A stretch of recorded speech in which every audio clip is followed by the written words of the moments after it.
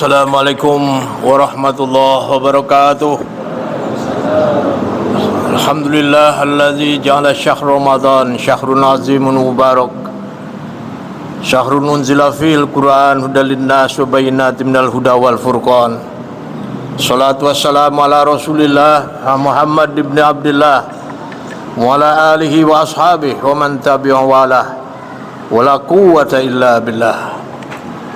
Hadirin jamaah solat Isya dan solat tarawih yang saya muliakan, puji syukur kepada Allah Subhanahu wa taala. Alhamdulillah wa syukurillah. Salawat dan salam pada junjungan kita, Allahumma sholli ala sayyidina Muhammad wa ala ali sayyidina Muhammad. Alhamdulillah, perjalanan ibadah puasa kita sudah sepertiga kita kerjakan dan lebih. Ibadah puasa yang kita kerjakanlah melatih kita agar kita dalam hidup ini selalu keluar sebagai pemenang. Menang di dalam mengendalikan hawa nafsu, menang di dalam mengendalikan syahwat, menang di dalam mengendalikan amarah, menang di dalam mengendalikan bujukan syaitan. Kalau kita sudah bisa seperti itu, kita akan memiliki mental yang sehat. Kita akan selalu berada di jalan yang lurus, dan kehidupan akan tenang. Kita lihat terjadinya berbagai kehidupan yang seperti peperangan dan sebagainya, itu disebabkan karena manusia kalah oleh hawa nafsunya. Yang kedua, ibadah puasa juga membawa kita agar dicintai oleh Allah. Kalau kita sudah dicintai oleh Allah, apa yang kita minta dikasih. Kita dicintai sama orang tua, dicintai sama guru, dicintai sama teman, dicintai sama siapa saja, kita akan mudah. Untuk membeli cintaan Allah inilah ibadah puasa pertama. Dengan apa? Dengan takwa kepada Allah. Kita puasa la'allakum tattaqun. Dan Allah menegaskan, innallaha yuhibbul muttaqin. Allah suka cinta pada orang yang bertakwa. Yang kedua, orang yang berpuasa adalah orang yang membersihkan diri dengan bertaubat. Allah suka kepada yang bertaubat. Innallaha yuhibbut tawwabin wa yuhibbul mutatahhirin. Orang yang berpuasa juga adalah orang yang sedang bertawakal kepada Allah, berserah diri. Allah suka kepada orang yang bertawakal. Innallaha yuhibbul mutawakkilin. Orang yang berpuasa juga tengah bersabar. Allah suka pada orang yang bersabar. Innallaha yuhibbus sabirin. Orang yang berpuasa juga orang yang sedang berbuat baik.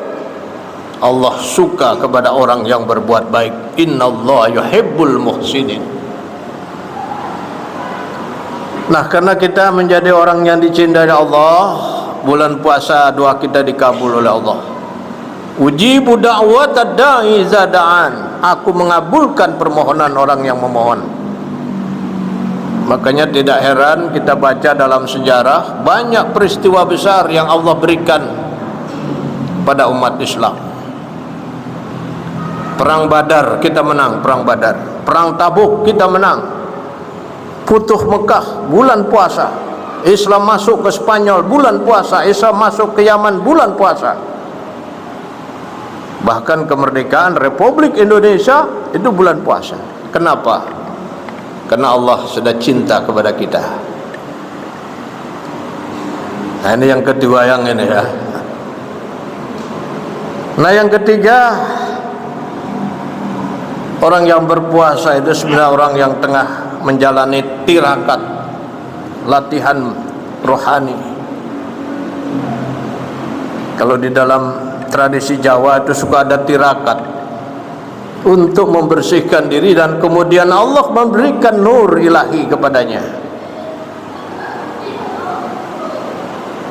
akan mendapatkan hidayah, taufik, mendapatkan nur ilahi, mendapatkan ma'rifat.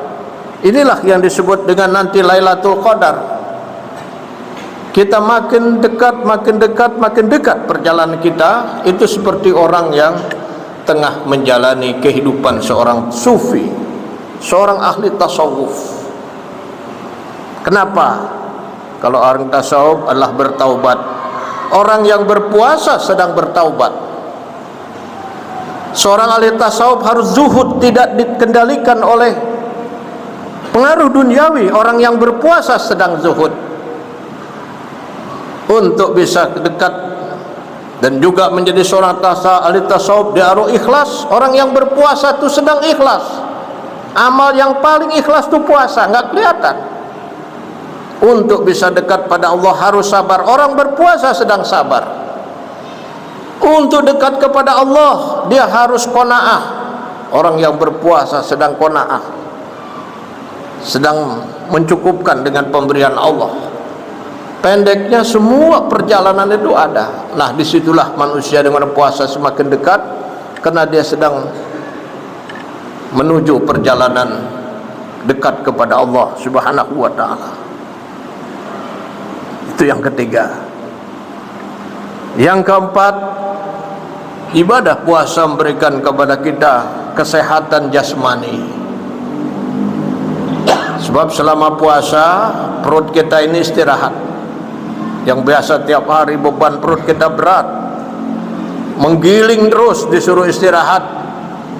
Dan para ahli dokter bilang bahwa perut besar kita inilah sumber penyakit. Sisa-sisa makanan menjadi racun, jadi penyakit. Dan banyak penyakit yang disebabkan makanan. Penyakit kolesterol, penyakit gula, penyakit macam-macam itu dari makanan. Nah, puasa melatih kita supaya mengendalikan makanan itu.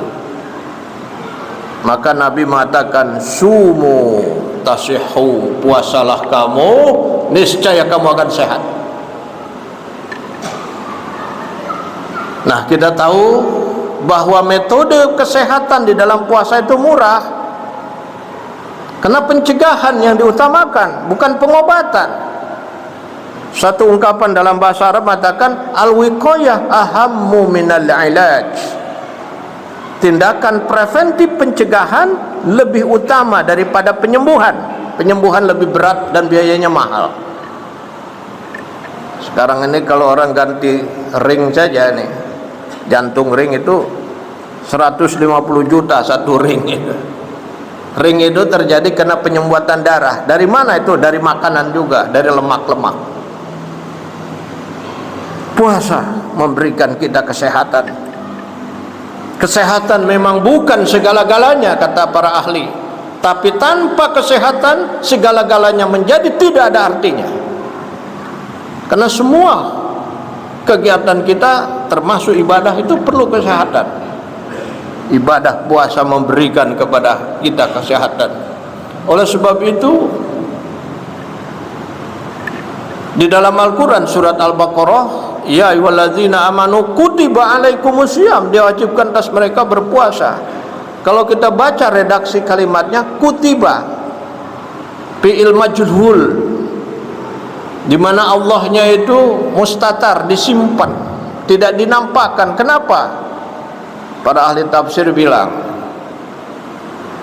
walaupun puasa itu tidak diwajibkan, Allah tidak mewajibkan, manusia secara natural, manusia secara normal butuh pada puasa. Jadi puasa itu kebutuhan. Ya, apalagi disuruh oleh Allah. Tidak disuruh pun sudah kebutuhan. Dan kalau kita analisa, semua makhluk di bumi ini berpuasa. Seekor ulat pengen bisa terbang jadi kupu-kupu, dia puasa dulu di dalam kepompong. selama dalam kepompong itu puasa dia, menyiapkan energi untuk bisa keluar dari kepompong. Begitu keluar dia jadi kupu-kupu. Demikian juga seekor ayam, berpuluh-puluh hari dia mengerami telurnya, sekian hari itu dia berpuasa.